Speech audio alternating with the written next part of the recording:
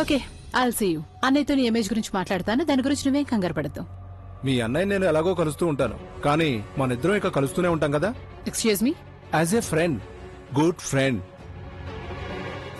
Bye.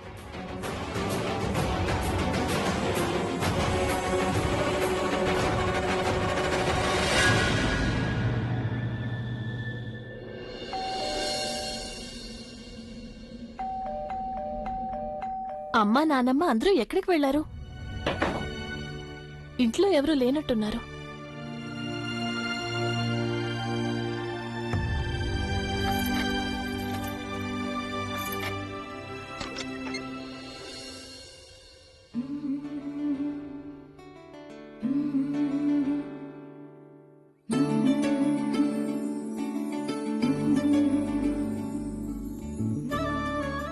ప్రజ్ఞ, మేమందరం ప్రవీణ్తో కలిసి shopping చేయడానికి వెళ్లాము.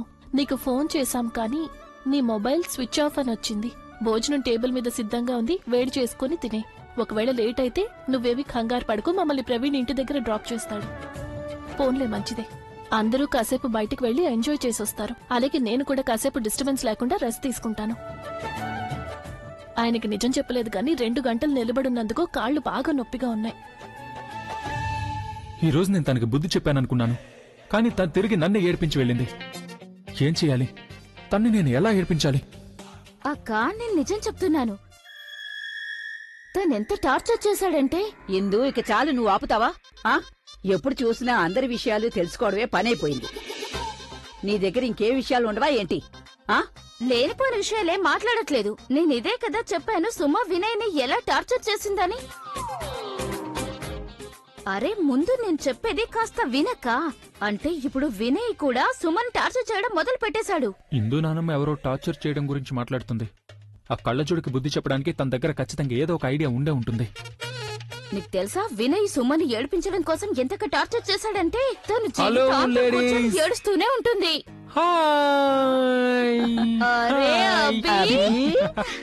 నువ్వు ఇంటికి వచ్చేసావా బాబు? సరిగ్గా సరైన టైంకి వచ్చావు అభి. నేను నీకు ఇంట్రెస్ట్ అయిన విషయం ఒకటి చెప్తాను అభి. ఈ రోజు గుడికి వెళ్ళాను. నోరు మూసుకుంటావా? చూడిందు, తను బయట నుంచి వచ్చాడు, అలసిపోయాడు. తానేమి నువ్వు చెప్పే ఈ కథలన్నీ వినడిందు. లేదు నానమ్మా, ఈరోజు నేను ఇందు నానమ్మ చెప్పేది వినాలనుకుంటున్నాను. ఈరోజు నాకు ఇవన్నీ వినాలని చాలా ఆశగా ఉంది. చూసావాక్క, ఈ ఇంట్లో అభి ఒక్కడే సరైన మనిషి. అందుకనే నేను అభి ఒకటే చెప్పి. ఇలా చూడిందు, నువ్విక మాట్లాడద్దు. అరే ఇందు నానమ్మ, నువ్వు నానమ్మ చెప్పేది వినొద్దు. నువ్వు చెప్పు, నాకు ఎలా టార్చర్ చేశాడు? గుడికి వెళ్ళినప్పుడు సుమని కలిశాను. అభి, నువ్వు ఎందుకు ఇలాంటి విషయాలు వింటున్నావు? చూడు, నీకు నేను చిన్నప్పుడు ఇదే కదా నేర్పించాను, ఎదుటి వాళ్ల చెడు గురించి మనం నవ్వుకోకూడదు అని. అక్క, నువ్వు చిన్నప్పుడు కదా నేర్పించావు. ఇప్పుడు మన అభి కరెక్ట్ పెద్దవాడు. నానమ్మ, అయినా ఇప్పుడు విషయం చెడు గురించి కాదు, న్యాయం గురించి జరుగుతుంది. అది అంటారు కదా, ఎవరైనా మన మీద అత్యాచారం లేకపోతే అన్యాయం చేశారంటే అప్పుడు మనం తిరిగి జవాబు చెప్పాల్సి ఉంటుంది కదా. అది ఒక సామెత కూడా ఉంది కదా, అది అన్యాయం భరించే వాళ్ళు పైన, అన్యాయం చేసే వాళ్ళు కింద. అన్యాయం చేసిన వాళ్ళకంటే అన్యాయాన్ని భరించే వాళ్ళే పెద్ద నేరస్తులు. Same thing. ఎందుకు మీరు చెప్పనలేదు ఎలా టార్చర్ చేశారు? చెప్పదు. తన సంగతులే, నువ్వు నేను చెప్పేది విను. ఏదైనా అడగాలంటే నన్ను అడుగు. అదేంటంటే నేను బోల్డ్ అని తెలుగు సినిమాలు చూశాను. నా దగ్గర ఒకదాన్ని మించిన ఐడియా ఇంకొకటి ఉంది. నువ్వు చెప్పు, నువ్వెవరిని టార్చర్ చేయాలి? అది నా ఫ్యాన్ ఉంది కదా, ఆ ఫ్యాన్ నెంబర్ 1. ఏంటి? నువ్విప్పుడు నీ ఫ్యాన్ ని టార్చర్ చేస్తావా? ఫ్యాన్ నెంబర్ 1 తన్నే టార్చర్ చేయాలి. నువ్వు నీ ఫ్యాన్ ని టార్చర్ చేస్తావా? ఏ, ఒకవేళ ఫ్యాన్ తప్పు చేస్తే నేను తన్ని టార్చర్ చేయకూడదా? అయినా కృష్ణ భగవానుడు కూడా చెప్పాడు కదా, విషయం అన్యాయానికి సంబంధించిందైతే నువ్వు నీ కుటుంబం అని కూడా చూడొద్దని. తను ఒక మామూలు ఫ్యాన్ అంతే. నువ్వు చెప్పేది నిజమేలే అభి. తన్నెలా టార్చర్ చేయాలో అది నాకు తెలియట్లేదు నాన్నమా. ఇలారా, నువ్వు తన్ని టార్చర్ చేయాలి కదా, నేను నేర్పిస్తాను. నువ్వెక్కడ నోరు మూస్తావా? అరే నానమ్మ, నువ్వెందుకు టెన్షన్ పడుతున్నావు? ఇందు నానమ్మ, కమ్ విత్ మీ. పద. చూడు, వద్దొద్దు ఇందు, వద్దు. వినబి, నువ్వు తనని టార్చర్ చేయాలి కదా. అవును, నేను చెప్పినట్టు నువ్వు అలాగే చెయ్యి. అలాగే. ఇందు, నువ్వు ముందుగా తనతో మాట్లాడడం మానే. అప్పుడు తనకు అర్థమవుతుంది నీ జీవితంలో తనకు అసలు ఎలాంటి వాల్యూ లేదని. నానమ్మ నేను అది చేసేసాను. అయితే నాకు పని చేయి. నువ్వు తనని బయట ఎక్కడైనా కలవడానికి రమ్మని చెప్పు, కానీ నువ్వు మాత్రం వెళ్ళొద్దు. గంటలు గంటలు వెయిట్ చేస్తూ ఉండు. నువ్వు తను ఎలా చికాకు పడుతుందో చూడు. నానమ్మ నేను అది కూడా చేసేసాను. ఇది కూడా చేసేసావా? దీని అర్థం ఏంటంటే చాలా తెలివైన ఫ్యాన్ అన్నమాట. నువ్వు తనని ఎంతో టార్చర్ చేసినా తనకేం అనిపించడం లేదన్నమాట. అవునానమ్మా, చాలా తెలివైన ఫ్యాన్ తను. నేను ఏమైనా చేశానంటే ఆ ప్రభావం నా మీద పడుతుంది. అందుకని నాకు ఏమైనా చేయాలంటే భయం వేస్తుంది. ఏమైనా చేయాలి వద్దని ఆలోచిస్తున్నాను. విను, ఇప్పుడు నేను నీకు ఏదైతే చెప్తానో దాని తర్వాత ఖచ్చితంగా తనకి ఎత్తడైపోవాల్సింది. చెప్పు.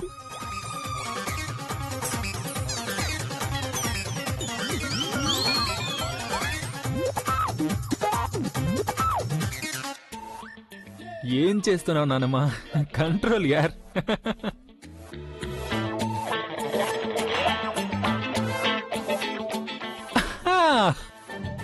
నానమ్మ నిజంగా చాలా అద్భుతమైన ఐడియా ఇచ్చావు. నువ్వు నాకు ఇది ఖచ్చితంగా పనిచేస్తుంది అనిపిస్తుంది. నేను ఈ ఐడియాని రేపే ఉపయోగిస్తాను నానమ్మ. అలాగే రేపే నీకు చెప్తాను దీని రిజల్ట్ ఎలా ఉందని. నానమ్మ you are the second best. ఏంటి? నో, నేను ఫస్ట్ బీట్. ఓకే నానమ్మ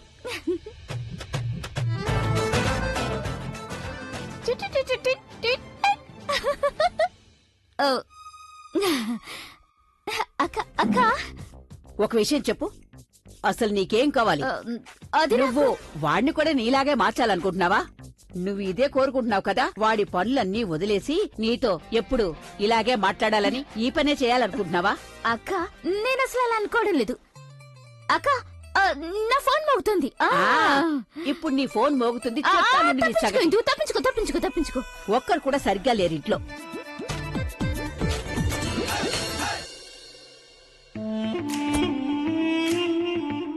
ఈ ఆలియా అసలు ఎక్కడికి వెళ్ళిందో అర్థం కావడం లేదు. ఇంతసేపు అయింది కానీ నేను ఇంకా పిచ్చిదానిలో దాని కోసం వెయిట్ చేస్తూనే ఉన్నాను. మేడం గారు ఎప్పుడు వస్తారు, ఎప్పుడు కలిసి వెళ్తాము అని. ఓ మై గాడ్, చాలా వేడిగా ఉంది. I need something to drink.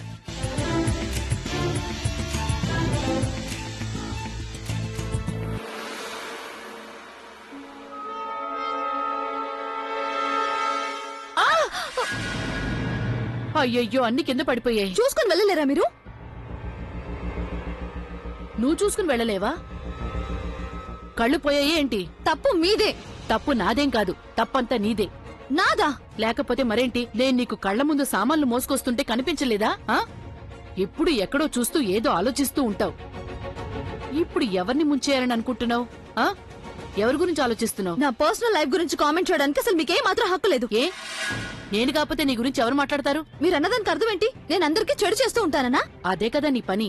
అందరికీ అడ్డుగా రావడం, ఎదుటి వాళ్ల కాపురాల మీద చెడు దృష్టి పెట్టడం, వాళ్ల కాపురాల్ని కూల్చేయడం, వాళ్ల సంతోషాల్ని లాగేసుకోవడం, అలాంటి విషయాల్లో నువ్వు ఆరితేరావు కదా. నా గురించి ఈ విధంగా మాట్లాడడానికి అసలు మీకెంత ధైర్యం? మాటలతో ఆగినందుకు నువ్వు సంతోషించు తన్ను. లేకపోతే నువ్వు మా ప్రజ్ఞ విషయంలో చేసిన దానికి నేను నిన్నెప్పుడో. ఓ ఐ సీ.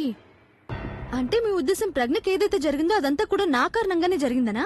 ఇక అందుకని మీరు నా మీద పగ తీర్చుకుంటున్నారు, రైట్? నేను పగ తీర్చుకోనందుకు నువ్వు సంతోషించు. అలా అనుకుంటే ఇంత నెమ్మదిగా నేను మాట్లాడను. మీరు మీ లిమిట్స్ ని క్రాస్ చేస్తున్నారు. నాకేవైనా నువ్వంటే భయం అనుకున్నావా? ఇలా కళ్ళు పెద్దవి చేసుకుని నన్ను భయపెట్టకు. నీ గుడ్లు పీకి నీ చేతిలో పెడతాను, జాగ్రత్త. ఆ తర్వాత జీవితాంతం నువ్వు నల్ల కళ్ళ జోడు పెట్టుకుని తిరగాలి. వచ్చింది పెద్ద. ఆశ్చర్యంగా ఉంది కదా సరళ, కాలం ఎలా మారిపోయిందో చూసావా? ఒక కార్డు తీసుకువెళ్తే షాపింగ్ అంతా అయిపోతుంది. డబ్బులు తీసుకువెళ్లాలనే సమస్య లేదు మనకిక. అవునత్తయ్య, ముందు క్రెడిట్ కార్డులు, ఆ తర్వాత బ్యాంకు డెబిట్ కార్డులు, ఇప్పుడు షాపింగ్ కార్డులు కూడా వచ్చాయి. ఇలా చూడు, మన దగ్గర డబ్బులు అయిపోయాయి అని మనం ప్రవీణ్ ని పంపించాం ఏటీఎంకి వెళ్లి డబ్బులు డ్రా చేసుకురమ్మని. కానీ అత్తయ్య, మీరు ప్రవీణ్ డబ్బులు తీసుకురమ్మన్నా నాకు అస్సలు నచ్చలేదు అది. అరే, తన దగ్గర మనం డబ్బులు తీసుకుంటావా ఏంటి? ఇంటికి వెళ్ళగానే తన డబ్బులు తనకి తిరిగి ఇచ్చేద్దాం. అలాగే. ఇంతకీ జానకి ఎక్కడికి వెళ్ళింది? సామాన్లు తీసుకొని ఇక్కడే ఉండమని చెప్పాను, ఎటు వెళ్ళిపోయిందో ఏంటో. వెళ్ళు వెళ్ళు, వెళ్ళి నీ పని చూసుకో. నా దారి కడ్డు తప్పుకో.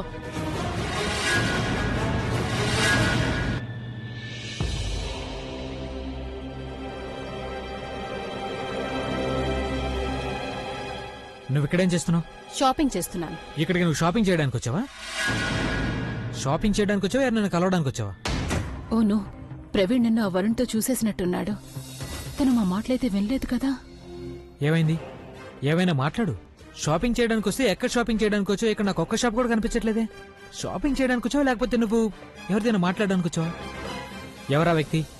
అదే, నేను ఆఫీస్ పని మీద ఇక్కడ ఒక వ్యక్తిని కలవడానికి వచ్చాను. ఆఫీస్ పని చేయడానికి వచ్చావా? నువ్వు ఇక్కడ ఈ ఏరియాలో ఆఫీస్ పని చేయడానికి వచ్చావా? Alia, are you kidding me? నేను మార్కెట్లో ఉన్నా పార్కింగ్ లాట్ లో ఉన్నా దానివల్ల ఎలాంటి తేడా ఉండదు ప్రవీణ్. అదే కాకుండా నువ్వు నాకు హస్బెండ్ కాదు, అలాగే నా బాయ్ ఫ్రెండ్ కాదు నన్ను ఇన్ని ప్రశ్నలు అడగడానికి. Just shut up Alia. Topic change చేయడానికి ట్రై చేయి. టాపిక్ చేంజ్ చేయడానికి నువ్వు ట్రై చేయకుండా ఉంటే మంచిది. Be in your limits. అనవసరంగా నేను ఎక్కడికి వెళ్తున్నాను, ఏం చేస్తున్నాను అని ప్రశ్నలు అడగద్దు. It's none of your business. And now please excuse me. ఏమైంది జానకి? ఏంటి గొడవ? ఇదిగో ఈ మహాతల్లి ఉంది కదా, నా సామాన్లన్నీ కింద పడేసింది. అది చాలక నేనే అన్నింటినీ పడేశానంటోంది. ఎక్కడో చూస్తూ ఎక్కడో ఆలోచిస్తూ ఉండుంటుంది, ఎవరి గురించి ఆలోచిస్తూ ఉండుంటుంది, ఎవరినో నాశనం చేయడానికే వెళ్తున్నట్టుంది. అంతకంటే వేరే పనే ఉంది. పైగా నాకే ఎదురు మాట్లాడుతోంది. మోహన్ చూడండి. జానకి, నువ్వెందుకు తనతో మాట్లాడుతున్నావు? తన చేత పని చేయించాలి, మాట్లాడకూడదు. ఏ అమ్మాయి, ఈ సామాన్లన్నీ బ్యాగ్ లో పెట్టివు. ఎక్స్క్యూజ్ మీ, నా పేరు అమ్మాయి కాదు సరేనా? నా పేరేంటో మీకు చాలా బాగా తెలుసు. నన్ను నా పేరుతో పిలిస్తే అందరికీ బాగుంటుంది. నాకు నీ పేరు బాగా తెలుసు, అలాగే నువ్వు చేసే పని గురించి తెలుసు, నీ ఉద్దేశాల గురించి కూడా తెలుసు. నీకు కావాలంటే నీ గురించి నేను ఇక్కడ ఉన్న వాళ్ళందరికీ వివరంగా చెప్తాను. మర్యాదగా మాట్లాడండి. మర్యాద? నేను మర్యాదగా మాట్లాడాలా? నేను మర్యాద మర్చిపోయి ఉంటే అప్పుడు నిన్ను తలకిందులుగా వేలాడదీసి ఉండేదాన్ని. యు నో వాట్, నేను అసలు మీతో మాట్లాడడమే తప్పు అనిపిస్తుంది. వెళ్తున్నా నేను. హలో, ఎక్కడికి వెళ్తున్నావు నువ్వు? ముందు సామాన్లు కింద పడేసి తిప్పుకుంటూ పోతున్నావా? ముందు సామాన్లు తీ. చూడండి, ఈ సామాన్లు నా కారణంగా కింద పడలేదు. ఈ సామాన్లు ఆంటీ వల్లే కింద పడ్డాయి. ఆవిడ చూసుకుని వెళ్ళలేదు, సామాన్లు కింద పడ్డాయి. అదే కాకుండా ఇవి నా సామాన్లు కాదు కదా, మీరు తీసుకోండి. నేనెందుకు తీయాలి? పిచ్చి వాగుడు వాగద్దు. మాట్లాడకుండా మర్యాదగా సామాన్లన్నీ తీసివు. నువ్వు వీటిని కింద పడేసావు. నీ వల్ల నాకెంత నష్టం జరిగిందో తెలుసా? నీ వల్ల ఇందులో ఉన్న గాజు గ్లాసులు కూడా విరిగిపోయి ఉంటాయి. ఓ ఐ సీ. దీని గురించా మీరు ముందే చెప్పాల్సింది కదా? ఎంత నష్టం జరిగింది మీకు? ఇప్పుడు ఏమేం పడ్డాయి? నాకు తొందరగా లెక్క పెట్టి చెప్పండి, నేను మొత్తం డబ్బులు ఇచ్చేస్తాను. మీరు ముందే చెప్తే నాకు ఇంత టైం వేస్ట్ అయ్యేది కాదు కదా. అంటే ఏంటి నీ ఉద్దేశం? నా ఉద్దేశం మీకు చాలా బాగా తెలుసు కదా. యూనో, మీలాంటి వాళ్ళు ఉంటారు చూడండి, ఇవన్నీ మీకు అలవాటే కదా, తరచూ చేస్తూ ఉంటారు కదా. ఇలాంటి సిచ్యువేషన్ ని క్రియేట్ చేసి మాలాంటి వాళ్ళ దగ్గర డబ్బులు తీసుకోవచ్చు కదా. మీ ఫ్యామిలీలో అందరూ ఒకేలా ఉన్నారు. నార్మల్, నీకు కొంచెం కూడా సిగ్గులేదా? రోడ్డు మీద ఇంతమంది ముందు నిలబడి. నేనైతే మర్చిపోయాను, నీకు అసలు సిగ్గనేది లేదు కదా. ఎవరితో అక్రమ సంబంధం పెట్టుకుని ఆ బిడ్డను అభిబిడ్డ అని చెప్పిన నువ్వు, నీకెలా సిగ్గుంటుంది? చూడు, నేను చెప్పేది జాగ్రత్తగా విను. ఒకవేళ నువ్వు మా కుటుంబం గురించి ఇంకొక మాట మాట్లాడినా సరే, ఎవరి గురించైనా తప్పుగా మాట్లాడినా సరే, అప్పుడు నాకంటే చెడ్డవాళ్ళు ఇంకెవరు ఉండరు. అలాగే నీ అందమైన మొహం ఉందే, దాని మీద నేను ఎలా కొడతానంటే నీ మొహం పూర్తిగా వాడిపోతుంది. జాగ్రత్త. మేము గౌరవంగా ప్రశాంతంగా బతుకుతున్నాం, అలాగే ఉండనివ్వు. నీ పరువు మొత్తం తీసేసి నిన్ను రోడ్డు మీదకి ఈడ్చేలా మేం చేసేలా చేసుకోకు. అర్థమైందా? సరళా, నువ్వు కొంచెం ఆగు, నేనింకా మాట్లాడడం పూర్తి కాలేదు. చూడమ్మాయి, నువ్వు మర్యాదగా ఈ సామాన్లు తీసిపెట్టు, లేకపోతే నేను ఎలా గొడవ చేస్తానంటే అరిచి ఇక్కడికి పోలీసుల్ని రప్పిస్తాను. ఇక్కడికి పోలీసులు వచ్చిన తర్వాత వాళ్ళతో చెప్తాను, ఒక ఆడపిల్ల అయ్యుండి రోడ్డు మీద ఒక సీనియర్ సిటిజన్ ని ఇబ్బంది పెడుతున్నావని. ఆ తర్వాత పోలీసులు నిన్ను పట్టుకెళ్తారు. నువ్వు నా మాట వినలేదంటే, సీనియర్ సిటిజన్ ని ఎవరైనా ఇబ్బంది పెట్టారంటే అప్పుడు వాళ్ళకి ఏ గతి పడుతుందనేది ఈ రోజు నీకు తెలిసేలా చేస్తాను.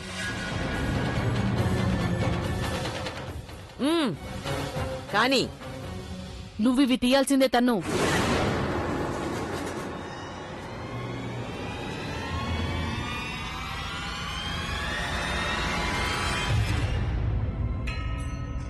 ఈ ఆలియా ఉంది, రాంగ్ టైంలో నన్ను వదిలేసి వెళ్ళిపోయింది.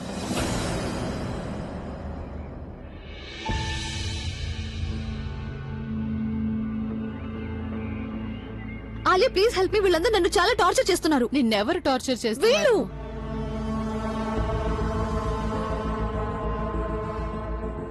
అంటే దీని అర్థం ప్రవీణ్ వీళ్లతో పాటే వచ్చాడు. తను ఇక్కడికి రావడానికి ముందే నేను తనని తీసుకుని వెళ్ళిపోవాలి. తను పద వెళ్ళిపో. ఆలియా, వీళ్ళందరూ నన్ను ఇన్సల్ట్ చేశారు, కానీ నువ్వు నన్ను ఇక్కడ నుంచి పద అంటున్నావు. తను వీళ్ళకి ఎలాంటి రెప్యుటేషన్ లేకపోవచ్చు, కానీ మనకైతే ఉంది కదా. వీళ్ళ లెవెల్ కి దిగజారడం మనకి సాధ్యం కాదు. So let's go from here. కానీ ఆలియా, అరే వెళ్దాం పద అన్నాను.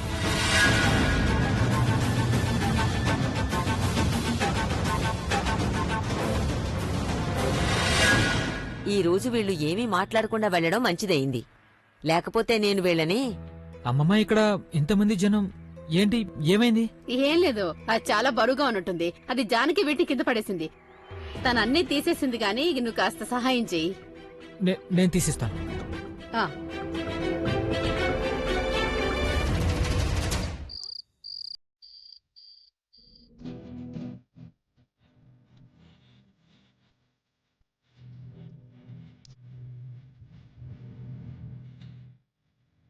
ఆయన లేకుండా నేను 4 రోజులు గడపాల్సి వచ్చింది. కానీ గత 3 రోజుల్లో ఏదైతే సంతోషం దక్కిందో వాటి జ్ఞాపకాలతోనే జీవితం అంతా సంతోషంగా గడిపేస్తాను.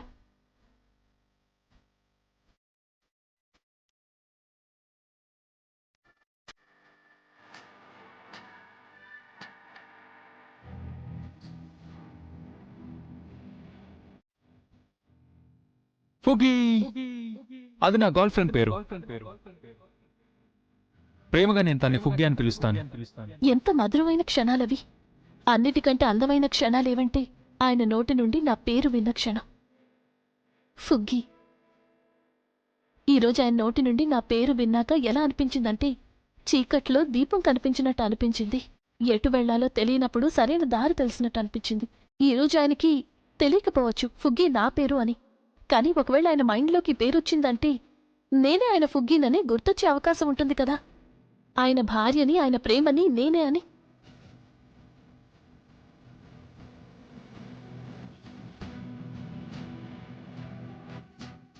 ఆ తర్వాత నేను కంటున్న ఈ కలలన్నీ పూర్తిగా నిజమవుతాయి. ఆ తర్వాత మేమెప్పటికీ విడిపోం, ఎప్పటికీ. సూపర్ కూల్ ఇందు నానమ్మ, భలే ఐడియా ఇచ్చింది. ఇప్పుడు ఈ ఐడియా తను ఎలా తట్టుకుంటుందో నేను చూస్తాను. ఇక తొందరగా తెల్లవారిపోతే ఉదయాన్నే ఆఫీస్కెళ్లి తనివి తీరా పగ తీర్చుకుంటాను. తన్ని నేను తన విలువైన వస్తువు నుంచి దూరం చేసేస్తాను. ఆ తర్వాత తనకు అర్థమవుతుంది టార్చర్ చేయడం అంటే ఎలా ఉంటుందో. టార్చర్ కాదు, ఎమోషనల్ గా టార్చర్ చేస్తాను.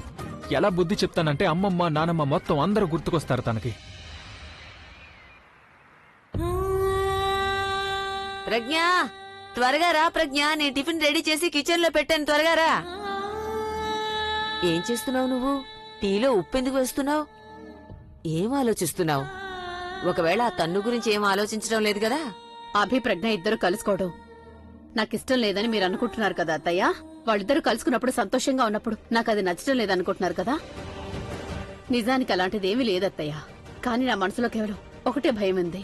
ఎందుకంటే అభి ఒంటరివాడు కాదత్తయ్య, తన చుట్టూ ఆ ఆలియా ఇంకా తన్ను ఉన్నారు. అదేంటంటే అత్తయ్య, నాకు ఇది కూడా తెలుసు. అభి తన జ్ఞాపక శక్తి కోల్పోయి 2.5 ఏళ్లు వెనక్కి వెళ్ళిపోయాడు. కానీ అభికి తన్ను గుర్తుంటుంది కదా అత్తయ్య. అప్పుడైతే తన్నును ప్రేమించాడు, తను పెళ్లి చేసుకోవాలనుకున్నాడు కూడా. ఇప్పుడు ఒకవేళ అభి తన్నుని ఇష్టపడుతుంటే మధ్యలో ప్రజ్ఞ చేస్తున్నట్టు తనెందుకు? అత్తయ్య, నా కూతురు పరిస్థితి ఏమవుతుందో నాకు అసలు ఏమీ అర్థం కావడం లేదు. పైగా వాళ్ళిద్దరు ప్రజ్ఞని ద్వేషిస్తున్నారు, తన్ని చంపాలని ప్లాన్లు కూడా వేస్తున్నారు. నాకు తెలుసు తన్నుకి ప్రజ్ఞ అంటే ఇష్టం లేదు. కానీ అభి తన మనసులో ఏముందో ఏమీ అర్థం కావడం లేదు నాకు. ఒకవేళ తను తన్నుని గుర్తుపట్టాడంటే, తనకి తన్ను ఎవరో తెలుసంటే అప్పుడు తన ప్రజ్ఞని. అత్తయ్య, అసలు ఆ దేవుడు మనకి ఏ దారి చూపించడం లేదు. జీవితంలో ప్రజ్ఞకి గమ్యం ఏంటో తెలియటం లేదు. తన్ను ఆలియా ఇద్దరు కలిసి నా కూతురు ఏమైనా చేస్తారేమో అని భయంగా ఉంది. ముందు కూడా వాళ్ళు ఇలాగే చేశారు కదా. ఒకవేళ ఇప్పుడు కూడా అలాగే చేస్తే అప్పుడు నేనేం చేయాలి? సరళ, గుడ్ మార్నింగ్ నానమ్మ. గుడ్ మార్నింగ్ అమ్మా. గుడ్ మార్నింగ్ ప్రజ్ఞ. ఇదిగో నీ కోసం నేను బాక్స్ రెడీ చేశాను. థ్యాంక్ యూ నానమ్మ. ఇక నేను బయలుదేరుతాను, లేట్ అయింది. ఆగు ప్రజ్ఞ, చూడు 2 నిమిషాలే పడుతుంది. ఉదయాన్నే ఖాళీ కడుపుతో వెళ్ళకూడదు. లేదమ్మా, ఇప్పటికే చాలా లేట్ అయింది. యాక్చువల్లీ ఆఫీస్ లో ఆయనకి ఇంకా కొంచెం పని బ్యాలెన్స్ ఉంది. అందుకని ఆయన త్వరగా వస్తారేమో. ఆయనకంటే ముందు వెళ్ళలేదంటే చాలా గందరగోళం అవుతుంది. నేను ఆఫీస్ కి వెళ్ళాక ఏదో ఒకటి టిఫిన్ తెప్పించుకుని తింటాను, సరేనా? Bye bye. బాయ్. సరళ, చూసావా నువ్వు? మన ప్రజ్ఞ ఇప్పుడు అచ్చం చిన్నపిల్లలా మారిపోయింది. చిన్నప్పుడు స్కూల్ కి వెళ్లేటప్పుడు కూడా ఇలాగే హడావిడి పడుతూ ఉండేది. కేవలం మీ కారణంగానే నేను ప్రజ్ఞని ఆఫీస్ కి వెళ్ళనిస్తున్నాను. అది అభి వస్తున్నాడని తెలిసి. కానీ ఒక విషయం గుర్తుంచుకోండి అత్తయ్య, ఒకవేళ నా కూతురు కళ్ళల్లో ఒక్క చుక్క కన్నీరొచ్చినా నేను మీతో జీవితాంతం మాట్లాడిన. అసలు ఇప్పుడైనా చెప్తావా నన్ను ఎక్కడికి తీసుకెళ్తున్నావు? ఉన్నట్టుండి రమ్మనేసరికి మీటింగ్స్ అన్ని క్యాన్సిల్ చేశాను.